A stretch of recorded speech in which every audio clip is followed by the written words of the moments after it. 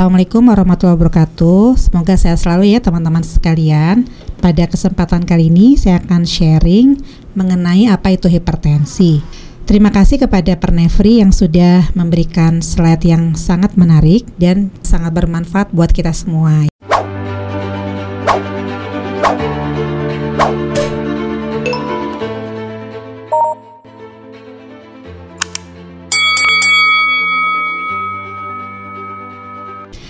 Tiap bulan Mei kita akan selalu mengingatkan tentang Hari Hipertensi Dunia. Ya, ini merupakan bentuk kewaspadaan kita atau kampanye kita kepada semua umat manusia untuk hati-hati atau untuk menyadari bagaimana bahayanya hipertensi. Nah, tentang hipertensi saya akan mulai dulu tentang apa sih kepentingannya kita membahas hipertensi ya. Nah, teman-teman sekalian, hipertensi merupakan penyebab kematian nomor 1 di dunia ya. 90-95% didominasi oleh hipertensi esensial. Artinya hipertensi yang kebanyakan diturunkan secara genetik dari orang tua, memang ada genetiknya, tapi kalau dengan gaya hidup yang tidak sehat dia akan muncul lebih mudah ya ketimbang kalau kita menjalankan gaya hidup sehat sehingga hipertensi tidak terlalu tumbuh atau tidak terlalu tinggi ya. Jadi walaupun esensial ini adalah ada genetik, tapi sebetulnya bisa kita kendalikan kalau kita mempunyai gaya hidup sehat. Sedangkan 5-10% kasus merupakan hipertensi karena sekunder atau penyebab lain ya. Kita lihat dulu bagaimana sih epidemiologi dari hipertensi ya. 1,13 miliar jumlah pasien yang ada di dunia ini ya, 1,13 miliar ini. Jumlah pasien yang menderita hipertensi di dunia itu adalah 2/3-nya berasal dari negara berpenghasilan rendah dan menengah. Nah, jadi kita juga harus hati-hati karena banyak ya, kita adalah negara menengah yang ternyata banyak ya menderita hipertensi. Lalu 1 dari 5 orang memiliki tekanan darah yang terkontrol, kurang dari 1 ya bahkan ya. Jadi ternyata masih banyak yang belum terkendali. Karena hipertensi ini merupakan faktor risiko penyakit kardiovaskular ya, penyakit jantung, penyakit stroke ini terkait dengan hipertensi. Kemudian hipertensi adalah salah satu penyebab kematian terbesar di seluruh dunia. Pada tahun 2010 ada 1,38 miliar orang yang menderita hipertensi dan terus meningkat setiap tahunnya. Peningkatan prevalensi ini lebih signifikan pada negara berpenghasilan rendah dan menengah. Di Indonesia saja ya, kalau kita lihat data prevalensi di Jawa Timur itu kurang lebih 26,2 ya. Dan dari Kesdas yang kemarin 2018 ternyata prevalensi hipertensi sudah mencapai 34% ya. Antara tahun 2000 sampai 2018 terjadi peningkatan ya dari 171.259 orang menjadi 270.839 ya. Sedangkan keseluruhan age-adjusted mortality rate untuk penyakit kardiovaskular terkait hipertensi rata-rata tinggi ya, 0,5% per tahun. Nah, hipertensi ini dibagi 2 ya teman-teman ya, ada yang primer kita sebut namanya esensial atau sekunder. Kira-kira kalau primer itu antara 90-95%. Penyebabnya tidak diketahui, muncul karena sebab multifaktorial, sedangkan yang sekunder disebabkan oleh kondisi dasar yang dapat diidentifikasi, misalnya terkait obat atau hormon, misalnya hormon pada mencegah hamil ya. Nah, itu kadang bisa juga menyebabkan hipertensi, atau pada orang yang mengalami gagal ginjal bisa meningkatkan hipertensi, atau ada hormonal tertentu yang menyebabkan hipertensi ya. Nah, teman-teman, untuk mengetahui itu hipertensi atau bukan, kita butuh yang namanya pemeriksaan ya, pemeriksaan fisik, anamnesis ya, dan juga pemeriksaan lab dan EKG. Hipertensi dibagi berdasarkan klasifikasi ya. Kalau yang namanya normal ya, bukan tekanan darah tinggi, adalah sistoliknya di bawah 130 dan diastoliknya di bawah 85 ya. Sedangkan yang namanya high normal yaitu tekanan darah sistolik antara 130 sampai 139, bisa juga ditambah diastoliknya 85 atau 89 atau 85 sampai 89 diastolik. Jadi bisa juga gini, salah satu saja dari parameter ini sudah kita katakan high normal ya. Misalnya tekanan darah sistoliknya 130 sampai 139 ditambah atau 85 diastoliknya sampai 89. Sedangkan hipertensi stadium 1 yaitu tekanan darah sistolik 140 sampai 159 ditambah diastoliknya 90 atau sampai 99 atau 90 sampai 99. Jadi misalnya nih teman-teman ya, ada seorang tekanan darahnya 135 per 90. Nah berarti sudah masuk hipertensi stadium 1 karena tekanan diastoliknya sudah 90. Walaupun tekanan darah sistoliknya tidak sampai 140. Kalau stadium 2 yaitu tekanan darah sistoliknya lebih dari atau sama dengan 160 dan atau diastoliknya di atas sama dengan 100. Sedangkan hipertensi stadium 3 tekanan darah sistoliknya lebih dari 180 lebih dan atau tekanan darah diastoliknya yaitu lebih dari 110 ya. Sedangkan yang namanya isolated systemic hipertensi ya, itu tekanan darahnya sistoliknya di atas 140 dan diastoliknya di bawah 90. Nah teman-teman sekalian, kalau kita misalnya mau mengukur tekanan darah di rumah, kita sebut namanya home blood pressure ya. Itu kalau menurut guideline America Heart Association ya, kalau tekanan darahnya 130 per 80, kalau di Eropa 135 per 85, sedangkan di Indonesia 135 per 85, ini berarti sudah masuk kriteria hipertensi. Jadi kalau bedakan kalau di rumah itu sedikit di bawah daripada kriteria di klinik ya. Kalau di klinik tekanan darahnya 140 per 90 atau per 90 saja sudah dikatakan hipertensi. Tapi kalau di rumah tekanan darahnya 135 per 85 ini sudah dianggap hipertensi. Teman-teman sekalian, untuk mengukur tekanan darah ini kita lihat ya, kalau di klinik kita patokannya tadi ya, tekanan darahnya yang disebut hipertensi di atas 140 atau dengan 140 ke atas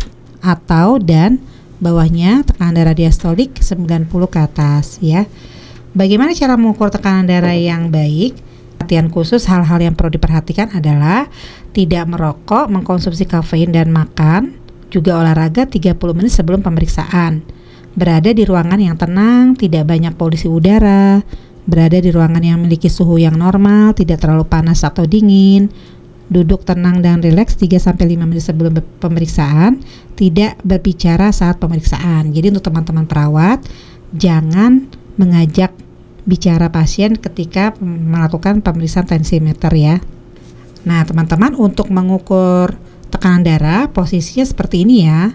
Pertama-tama ukuran manset yang sesuai, pasangkan pada lengan atas, tidak tertutupi pakaian. Jadi posisi fleksi lengan bawah siku setinggi jantung. Lalu alat harus tervalidasi ya, jangan rusak ya, harus divalidasi dengan baik ya.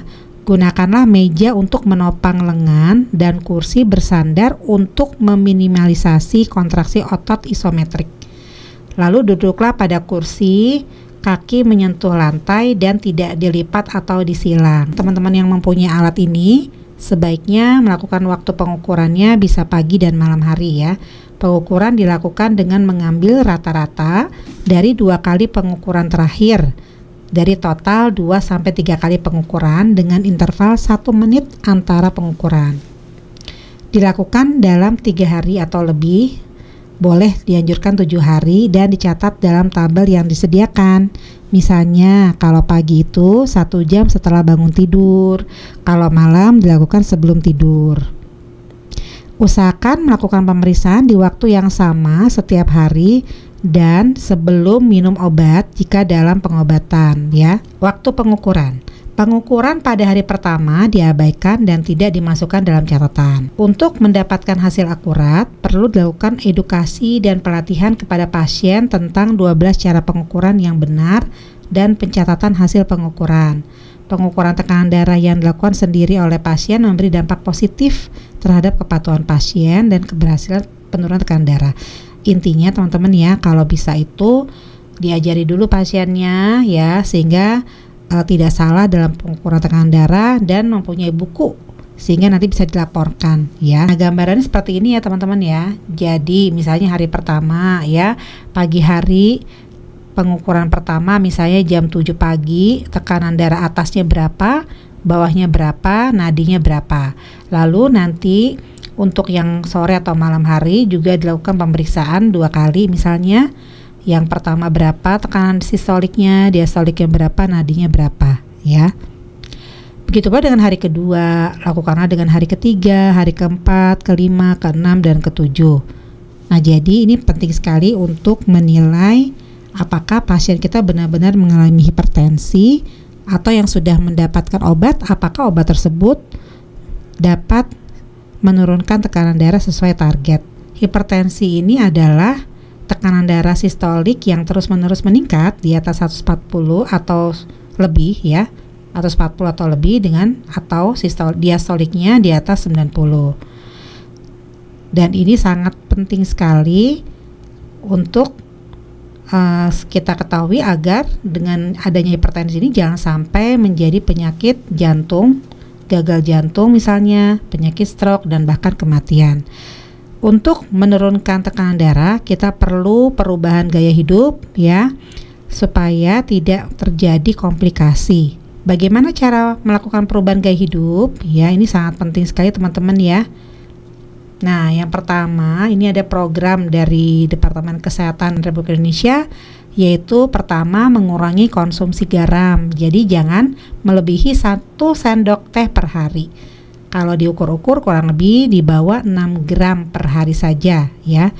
Lalu kemudian lakukanlah aktivitas fisik yang teratur, olahraga ya, seperti jalan kaki 3 km misalnya dalam waktu 5 kali per minggu, atau olahraga 30 menit per hari ya, minimal 5 kali per minggu. Janganlah merokok atau hindari asap rokok. Lalu yang keempat, diet dengan gizi seimbang. Nah, di sini ada namanya isi piringku ya, sepertiganya karbohidrat, sepertiganya sayur-sayuran, dan sepertiganya dibagi 2 yaitu buah-buahan dan lauk pauk. Kemudian yang kelima, pertahankanlah berat badan ideal. Yang keenam, hindari minum alkohol. Nah teman-teman sekalian, untuk manajemen berat badan ya, nanti bisa melihat video berikut ya, bagaimana kita mengatur berat badan supaya jangan overweight apalagi obesitas. Nanti lihat di video yang lain ya teman-teman. Intinya ya, kalau kita berat badannya obes atau overweight ya, pada tekanan darah ini merupakan memperburuk dari kondisi hipertensinya. Dengan penurunan berat badan secara bertahap dan moderat, jangan terlalu ekstrim, dengan dukungan ahli diet misalnya atau dietitian, ahli gizi, dokter gizi ya, lebih mungkin dipertahankan dalam jangka waktu yang lebih lama.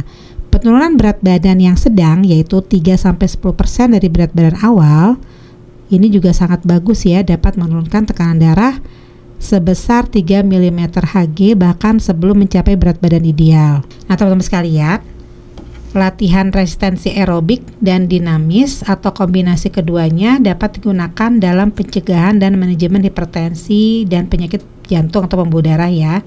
Olahraga harus ditunda bagi orang dengan tekanan darah yang tidak terkontrol. Misalnya sistolik yang atas itu lebih dari 180 atau diastoliknya lebih dari 110. Izin medis sebelum memulai kembali latihan ini sangat disarankan. Latihan harus dihentikan jika tekanan darah sistolik lebih dari 250 atau tekanan darah diastoliknya lebih dari 115. Bagi usia 18 sampai 64 tahun, orang dewasa ya harus berusaha untuk aktif hampir setiap hari, sebaiknya sepanjang hari setiap minggu. Lakukanlah hal ini yaitu aktivitas fisik 150 sampai 300 menit per minggu yang dilakukan dengan intensitas sedang. Intensitas sedang itu maksudnya begini teman-teman, kalau kita berolahraga itu hanya bisa berbicara tapi tidak bisa bernyanyi, ya berarti tidak bisa, berarti ototnya dan tubuhnya betul-betul terpakai energinya saat olahraga sehingga tidak bisa bernyanyi. Kalau kita olahraga sambil bernyanyi berarti intensitasnya masih ringan, ya. Lalu yang namanya aktivitas fisik berat, intensitas berat itu adalah lakukanlah aktivitas fisik 75 sampai 150 menit per minggu, di mana intensitas berat itu adalah sulit untuk berbicara saat olahraga. Apalagi bernyanyi, dia tidak bisa. Kemudian kombinasi yang setara antara aktivitas fisik sedang dan berat ini juga bagus. Lakukanlah latihan resistensi atau penguatan otot setidaknya 2 hari tidak berturut-turut setiap minggunya. Nah, yang berikutnya adalah aktivitas fisik yang disarankan untuk usia di atas 65 tahun ya. Lakukanlah aktivitas fisik minimal 30 menit dengan intensitas sedang hampir sepanjang hari dalam seminggu. Jika 30 menit sulit dicapai, dianjurkan untuk memulai 10 menit sekali atau 2 hari sehari, dapat ditingkatkan secara bertahap. Cobalah untuk melakukan aktivitas yang berbeda-beda dalam seminggu yang mungkin mencakup aerobik ya, untuk menjaga dan meningkatkan kesehatan jantung. Contohnya nih, jalan cepat, berenang, dan bersepeda. Juga aktivitas resistensi dinamis, misalnya penguatan otot untuk menjaga dan meningkatkan kekuatan otot dan tulang, seperti latihan berbasis beban. Aktivitas fleksibel ini sangat bagus sekali untuk membantu kemudahan bergerak seperti peregangan, yoga, senam tai chi, dan lain-lain. Menyeimbangkan aktivitas untuk meningkatkan keseimbangan dan mencegah jatuh seperti berdiri semi tandem, single leg, dan lain-lain. Cobalah mengurangi jumlah waktu yang dihabiskan untuk duduk dengan membagi waktu sesering dan sebisa mungkin dan meningkatkan jumlah olahraga yang tidak disengaja ya. Oke teman-teman, gimana nih mengatur nutrisi pada pasien hipertensi ya? Nah, ternyata makanan sayur-sayuran, buah-buahan itu sangat dianjurkan pada pasien hipertensi ya. Ada yang kita sebut dengan namanya DASH diet ya, Dietary Approach to Stop Hypertension. Ini kita lihat di sini ya. Yang namanya DASH diet itu adalah komposisi nutrisinya mengutamakan konsumsi makanan yang kaya akan protein, serat, kalium, magnesium, dan kalsium. Dengan batasan garamnya yaitu sekitar 1.500 sampai 2.300 mg per hari, yaitu setara dengan 1 sendok teh garam saja, atau garamnya 5 gram per hari. Kemudian beberapa bahan makanan yang dianjurkan dalam diet DASH ini meliputi nasi merah, talas, kentang, singkong, oats ya, sereal, daging tanpa lemak, mentega tanpa garam, dan minyak kelapa sawit. Daging unggas tanpa kulit juga bagus, ikan dan telur. Telur maksimal 1 butir per hari saja. Lalu kacang-kacangan segar, sayur dan buah. Air putih dianjurkan, susu rendah lemak itu boleh ya teman-teman, jus buah, dan teh dengan jumlah gula yang dibatasi. Jadi jangan banyak gulanya ya. Untuk dewasa maksimal 50 gram saja per hari, sedangkan pada anak-anak hanya 25 gram per hari. Syukur-syukur bisa di bawah 50 gram ya. Sedangkan bumbu segar, rempah-rempah, dan garam dapur sebaiknya dikonsumsi dengan jumlah yang terbatas. Nah, untuk kalium, teman-teman yang kalau ada pasien dengan hipertensi memang baiknya diukur ya nilai kaliumnya berapa. Normal kalium adalah kira-kira 3,5 sampai 5 ya, di bawah 5. Nah, jumlah yang dianjurkan kalium per hari itu ya, dianjurkan 4,7 gram kalium per hari. Asupan kalium ini mencerminkan pola diet yang sehat karena sumber utama kalium termasuk buah, sayuran, kacang-kacangan ya. Ini sangat dianjurkan untuk pasien hipertensi. Makanan tinggi kalium misalnya nih kalau di luar negeri namanya cannellini putih ya yang dimasak kurang lebih 1200 mg per cangkir. Kalau nggak ada, coba dengan bayam rebus tawar 840 mg per cangkir. Jadi teman-teman gak usah takut kalau makan sayur bayam jadi asam urat ya. Itu purinnya kecil kok ya, jadi nggak apa-apa ya. Atau diganti-ganti, misalnya hanya seminggu 2 kali kalau yang asam uratnya tinggi, diganti dengan atau ditambah dengan jenis sayuran yang lain ya. Lalu alpukat juga ternyata bagus, mengandung kalium ya, contohnya 708 mg per cangkir, dan pisang kurang lebih 450 mg per buah sedang. Sedangkan gula ini juga kalau bisa jangan terlalu banyak ya, cukup dari misalnya dari karbohidrat yang baik ya, kemudian hindari gula tambahan, minuman pemanis, minuman manis, makanan manis dan permen. Nah, Bapak Ibu lakukanlah, konsumsilah makan yang mengandung serat, karena ternyata asupan serat yang tinggi baik sekali untuk mengatasi penyakit kardiovaskular ya. Asupan yang dianjurkan adalah 25 sampai 30 gram ya, ini bagus sekali. Lalu hindarilah minuman yang alkohol. Nah, teman-teman sekalian, ada minuman yang kaya nitrat nih, contohnya minuman seperti jus pit, delima ya. Ini ternyata kaya akan nitrat. Ini dapat membantu menurunkan tekanan darah dengan meningkatkan produksi oksida nitrat dalam tubuh yang membantu melebarkan pembuluh darah. Nah, jangan lupa gaya hidup yang lain adalah mengatasi stres. Bagaimana caranya? Yaitu berlatih teknik pengurangan stres setidaknya 3 jam per minggu untuk mengurangi stres mental dan tekanan darah ya. Berlatih kegiatan seperti yoga, meditasi, tai chi setidaknya 45 menit sehari. Mungkin ada yang suka musik, atau kalau dalam muslim ada yang mendengarkan Quran. Ini juga sangat bagus ya untuk menurunkan stres. Nah, kenapa sih stres ini sangat berbahaya? Karena stres ini dikaitkan dengan kebiasaan yang tidak sehat seperti pola makan yang buruk atau makan berlebihan, dan penambahan berat badan, minum alkohol, merokok, dan perilaku sedentari. Jadi stres ini setara dengan yang tadi saya sebutkan ya, dapat meningkatkan risiko hipertensi dan kejadian kardiovaskular. Jadi pasien bisa mempunyai komplikasi penyakit jantung dan stroke.